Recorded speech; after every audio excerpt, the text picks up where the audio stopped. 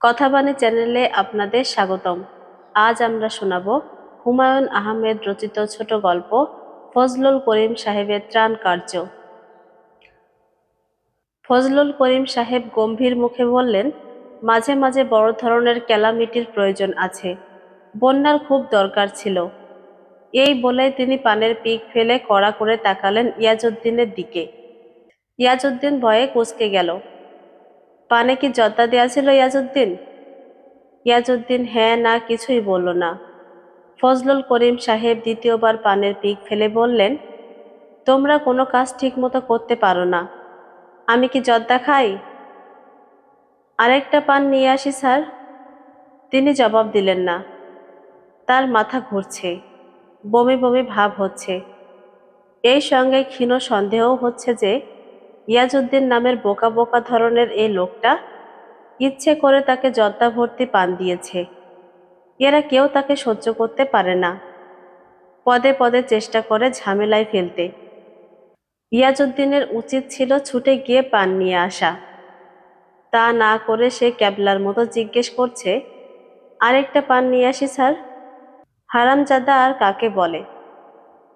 তিনি বিরক্ত মুখে বললেন, রিলিফের মালপত্র সব উঠেছে? রোগা লম্বা মতো এক ছোকরা বলল, ইয়েস স্যার। ছোকরার চোখে সানগ্লাস। সানগ্লাস চোখে দিয়ে একজন মন্ত্রীর সঙ্গে কথা বলা চূড়ান্ত অভদ্রতা। এটা কি এই ছোকরা জানে? অবশ্যই পুরোপুরি মন্ত্রী তিনি নন, প্রতিমন্ত্রী, মন্ত্রীদের দলের হরিজন। তিনি যখন কোথাও যান তার সঙ্গে টিভি ক্যামেরা থাকে না। বক্তৃতা দিলে খবরের কাগজে সব সময় সেটা ছাপাও হয় না। কাজে এই ছোকরা যে সানগ্লাস পরে তার সঙ্গে কথা বলবে, এতে অবাক হওয়ার কিছু নেই। তবু তিনি বললেন, আপনার চোখে সানগ্লাস কেন? চোখ উঠেছে স্যার। ছোকরা সানগ্লাস খুলে ফেলল। তিনি আঁতকে উঠলেন। ভয়াবহ অবস্থা। তার ধারণা ছিল চোখ উঠা রোগ দেশ থেকে বিদেয় হয়েছে। এখন দেখা যাচ্ছে পুরোপুরি বিদেয় হয়নি। এই ছোকরার কাছ থেকে হয়তো তার হবে। এখনই কেমন যেন চোখ কড়কড় করছে। তিনি বিরক্ত মুখে বললেন, আমরা অপেক্ষা করছি কি জন্যে? সারেং এখনো আসেনি। আসেনি কেন? বুঝতে পারছি না স্যার। 9টার সময় তো আসার কথা। তিনি ঘড়ি দেখলেন 11টা 20 বাজে। তার 11টার সময় উপস্থিত হবার কথা ছিল। তিনি কাটায় কাটায় 11টায় এসেছেন, অথচ তার পিয়ে এসেছে 11টা 10-এ। প্রতিমন্ত্রী হবার এই যন্ত্রণা। ডেকে চেয়ার আছে স্যার, ডেকে বসে বিশ্রাম করুন। সারেংকে আনতে লোক গেছে।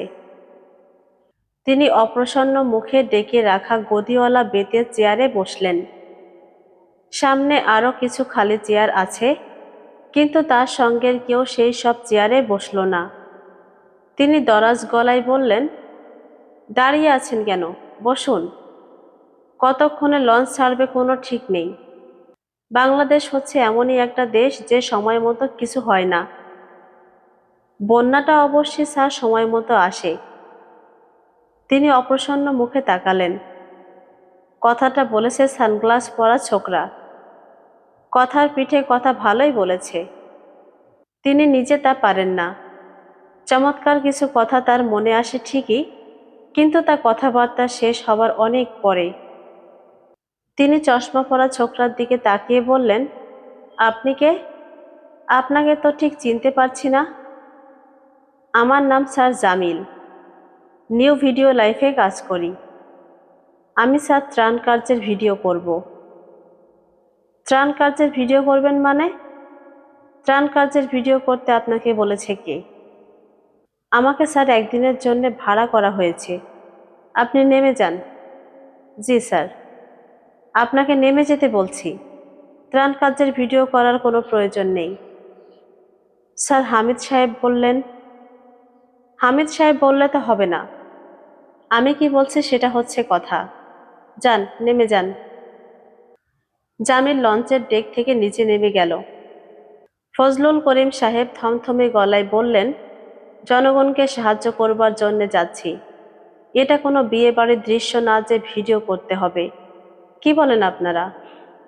একজন বলল, স্যার ঠিকই বলেছেন, খাজনার চেয়ে বাজনা বেশি হয়ে যাচ্ছে। সাহায্য যা দেয়া হচ্ছে তার চেয়ে বেশি ছবি তোলা হচ্ছে, টিভি খুললেই দেখা যায়। তিনি তাকে কথা শেষ করতে দিলেন না, কড়া গলায় বললেন, লঞ্চের সারেঙের খোঁজ পাওয়া গেল কিনা দেখুন। আমরা রওনা হব কখন আর ফিরবই বা কখন? এত মিসম্যানেজমেন্ট কেন? দুপুর 12টা পর্যন্ত লঞ্চের সারেঙের খোঁজ পাওয়া গেল না। তার বাসা কল্যাণপুরে। পুরো বাড়ি পানিতে তলিয়ে যাওয়ায় তার পরিবার পরিজনকে খুঁজে পাওয়া যাচ্ছে না, এরকম একটা খবর পাওয়া গেল। ফজলুল করিম সাহেবের বিরক্তির সীমা রইল না। এত মিসম্যানেজমেন্ট, কেউ কোনো দায়িত্ব পালন করছে না। লঞ্চ একটা 10 মিনিটে ছাড়ল। অন্য একজন সারেং জোগাড় করা হয়েছে। ফজলুল করিম সাহেব বলে দিয়েছেন, ইন্টেরিয়রের দিকে যেতে হবে, এমন জায়গা যেখানে এখনো সাহায্য পৌঁছেনি। তারা হবেন প্রথম ত্রাণ দল। প্রথম দিকে এরকম হচ্ছে, একই লোক 3-4 বার করে সাহায্য পাচ্ছে, আবার কেউ কেউ এখন পর্যন্ত কিছু পায়নি। তবে অবস্থাটা সাময়িক, কিছুদিনের মধ্যে খুবই প্ল্যান্ড ওয়েতে ত্রাণ কার্য শুরু হবে। কি বলেন হামিদ সাহেব? তা তো ঠিকই স্যার। জার্মানরা যখন প্রথম রাশিয়া আক্রমণ করল, তখন কি রকম কনফিউশন ছিল রাশিয়াতে। টোটাল হসপস, কে কি করবে, কার দায়িত্ব কি, কিছুই জানে না। এখানেও একই অবস্থা। ফজলুল করিম সাহেব কিছুই বললেন না। তার এই পিয়ের স্বভাব হচ্ছে বড় বড় কথা বলা, বুঝিয়ে দেয়া যে সে নিজে প্রচুর পড়াশোনা জানা লোক, সে ছাড়া বাকি সবাই মূর্খ। স্যার চা খাবেন? ফ্লাক্সে চা এনেছি। না, খান স্যার, ভালো লাগবে। তার চায়ের পিপাসা ছিল, কিন্তু তিনি চা খেলেন না। ডেকের খোলা হাওয়ায় আরাম করে চা খেতে খেতে যাওয়ার চিন্তাটাই অস্বস্তিকর। তিনি সিগারেট ধরাতে ধরাতে বললেন, এ তো দেখি সমুদ্র। সমুদ্র তো বটেই স্যার, বাতাস নেই, আরামে যাচ্ছি। বাতাস দিলে 6-7 ফুট ঢেউ হয়। সে কি? একটি ত্রাণ লঞ্চ ডুবে গেল, আর ছোটখাটো নৌকা তো কতই ডুবছে। বলেন কি? নতুন সারেং কেমন? লঞ্চ ডোবার ভয় নেই স্যার, স্টিল বডি লঞ্চ, নতুন ইঞ্জিন। আমরা যাচ্ছি কোথায়? সেটা তো স্যার এখনো ঠিক হয়নি। কি বলছেন এসব? চোখ বন্ধ করে চলতে থাকবে নাকি? ব্যাপার অনেকটা তাই স্যার। উত্তর দক্ষিণ পূর্ব পশ্চিম সব দিকেই পানি। এখন কম্পাস ছাড়া গতি নেই। ডেস্টিনেশন তো লাগবে। অফকোর্স স্যার, আমি সারেংকে বলে দিয়েছি, ঘন্টাখানেক নদী ধরে সোজাসুজি যাবে, তারপর কোনো একটা শুকনো জায়গা দেখলে, শুকনো জায়গা মানে আশ্রয় শিবির, আগে দেখতে হবে ওরা সাহায্য পেয়েছে কিনা। তেলা মাথায় তেল দেওয়ার মানে হয় না। তা তো বটেই স্যার। ত্রাণ সামগ্রীর লিস্ট কার কাছে? আমার কাছে। কি কি নিয়ে যাচ্ছি আমরা? হামিদ সাহেব ফাইল খুলে লিস্ট বের করলেন। 52টা তাঁবু। তাঁবু? তাঁবু কি জন্যে? তাঁবু আপনি কি মনে করে আনলেন? এটা মরুভূমি নাকি? মরুভূমির দেশ থেকে আসা সাহায্য আমরা স্যার কি করব বলুন? তাঁবু ছাড়াও আরও জিনিস আছে। 1000 কৌটা কনসেন্ট্রেটেড টমেটো জুস। বলেন কি? কনসেন্ট্রেটেড টমেটো জুস দিয়ে ওরা কি করবে? ইরাকের সাহায্য স্যার, গত বছরে বন্যার জন্য দিয়েছিল, গুদামে থেকে পচে গেছে বলে মনে হয়। কৌটা খুললে ভক করে একটা গন্ধ আসে। আর কি আছে? 500 বোতল ডিস্টিল ওয়াটার, একটা বোতল 2 লিটারের। ডিস্টিল ওয়াটার দিয়ে কি করবে? বুঝতে পারছি না স্যার, মনে হচ্ছে মেডিকেল সাপ্লাই। বরিক কটন আছে 2 পেটি। এইসব সাহায্য নিয়ে উপস্থিত হলে তো আমার মনে হয় মার খেতে হবে। তা তো হবেই। বেশ কিছু ত্রাণ পার্টি মার খেয়ে ভূত হয়েছে, কাপড় চোপড় খুলে ন্যাংটা করে ছেড়ে দিয়েছে। আপনি আমার সাথে রসিকতা করছেন? জি না স্যার, সত্যি কথা বলছি। একটা পার্টি, খুব সম্ভব শিক্ষক সমিতি, শিশু শিক্ষা বই খাতা পেন্সিল এইসব নিয়ে গিয়েছিল, তাদের এই অবস্থা হয়েছিল। ফজলুল করিম সাহেব খুবই গম্ভীর হয়ে গেলেন। হামিদ সাহেব বললেন, আমাদের এই ভয় নেই, রান্না করা খাবারও তো নিয়ে যাচ্ছি। কি খাবার? খাবার হচ্ছে খিচুড়ি, প্রায় 300 লোকের ব্যবস্থা, তারপর লুঙ্গি গামছা শাড়ি এসবও আছে। ক্যাশ টাকা আছে। ক্যাশ টাকা কত? প্রায় 5,000। প্রায়? প্রায় কি জন্যে?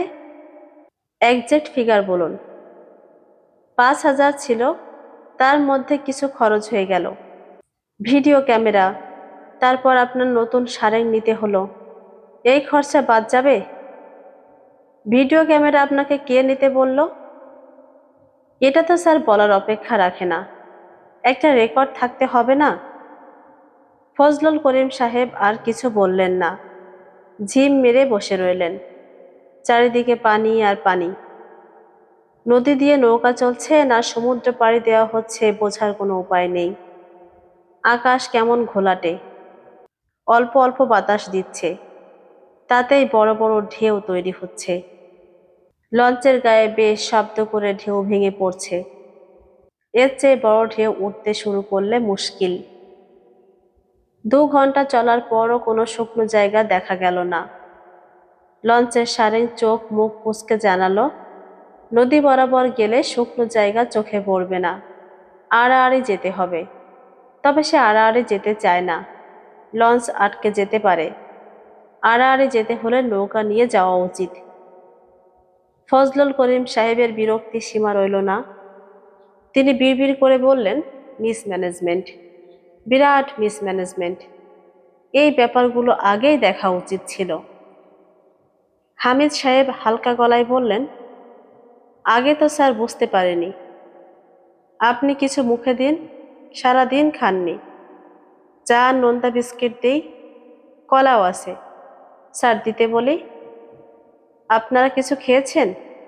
4টা তো প্রায় বাজে। খিচুড়ি নিয়ে বসেছিল সবাই, খেতে পারেনি, টক হয়ে গেছে। টক হয়ে গেছে মানে? সকাল 7টার সময় রান্না হয়েছে, এখন বাজছে 4টা। গরমটাও পড়েছে ভ্যাপসা। এই গরমে মানুষ টক হয়ে যায়, আর খিচুড়ি? লঞ্চ মাঝ নদী কিংবা মাঝ সমুদ্রে থেমে আছে। ফজলুল করিম সাহেব বিমর্ষ মুখে নোনতা বিস্কিট এবং চা খাচ্ছেন। এক ফাঁকে লক্ষ্য করলেন, ভিডিওর জামিল ছোকরা লঞ্চেই আছে, নেমে যায়নি, পানির ছবি তুলছে। হারামজাদাকে ঘাড়ে ধাক্কা দিয়ে পানিতে ফেলে দিতে পারলে একটু ভালো লাগতো, তা সম্ভব নয়। নদীতে নৌকা লঞ্চ একেবারে চলাচল করছে না। দুপুর বেলার দিকে কিছু কিছু ছিল, এখন তাও নেই। হামিদ সাহেব শুকনো গলায় বললেন, কি করব স্যার, ফিরে চলে যাব? ফজলুল করিম সাহেব জবাব দিলেন না। হামিদ সাহেব থেমে থেমে বললেন, সন্ধ্যা পর্যন্ত নদীতে থাকা ঠিক হবে না স্যার, ডাকাতের উপদ্রব, খুবই ডাকাতি হচ্ছে। ফিরে যাওয়াই ভালো, দিনের অবস্থা খারাপ। ভাদ্র মাসে ঝড় বৃষ্টি হয়। আশ্বিন মাসে ঝড় হয় বলে জানতাম, ভাদ্র মাসের কথা এই প্রথম শুনলাম। আবহাওয়া তো স্যার চেঞ্জ হয়ে গেছে। এখন তাহলে কি রওনা হব? ফজলুল করিম সাহেব চুপ করে রইলেন, বন্যার পানি দেখতে লাগলেন।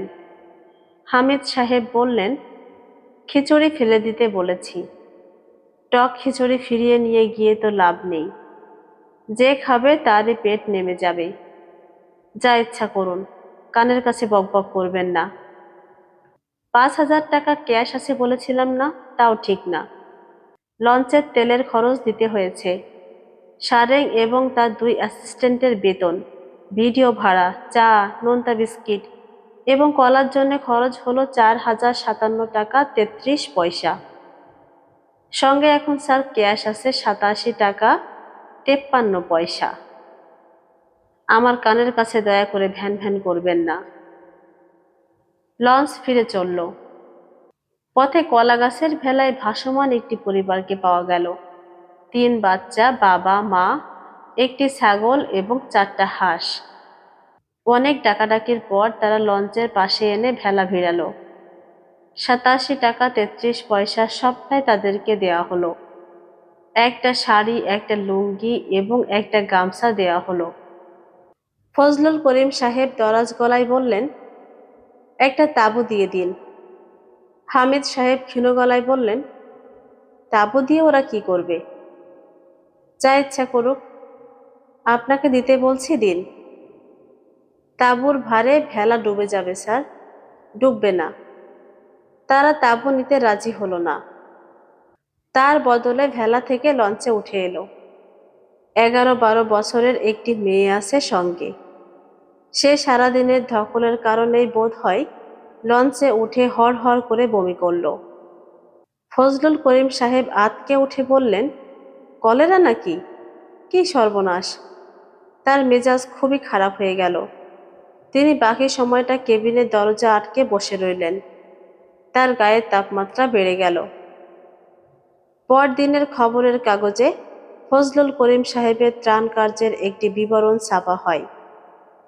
অত্যন্ত প্রতিকূল অবস্থায় জনশক্তি দপ্তরের প্রতিমন্ত্রী জনাব ফজলুল করিম একটি ত্রাণ দল পরিচালনা করে বন্যা মোকাবেলায় বর্তমান সরকারের অঙ্গীকারকে স্পষ্ট করে তোলেন।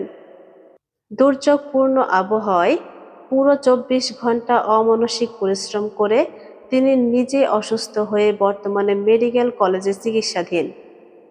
জনশক্তি মন্ত্রী জনাব এখলাস উদ্দিন হাসপাতালে তাকে মাল্যভূষিত করে বলেন, বর্তমান পরিস্থিতিতে আমাদের ফজলুল করিম সাহেবের মতো মানুষ দরকার, পরের জন্যে যার নিজের জীবন উৎসর্গ করতে পিছপা নন। এই প্রসঙ্গে তিনি রবি ঠাকুরের একটি কবিতার চরণও আবেগজড়িত কণ্ঠে আবৃত্তি করেন, কে বা আগে প্রাণ করিবেক দান, তার লাগে কাড়াকাড়ি। আমাদের গল্প পাঠ আজ এ পর্যন্তই। আমাদের গল্প পাঠ যদি আপনাদের ভালো লাগে তাহলে আমাদের চ্যানেলটিকে সাবস্ক্রাইব করুন, লাইক, কমেন্ট ও শেয়ার করুন। ধন্যবাদ।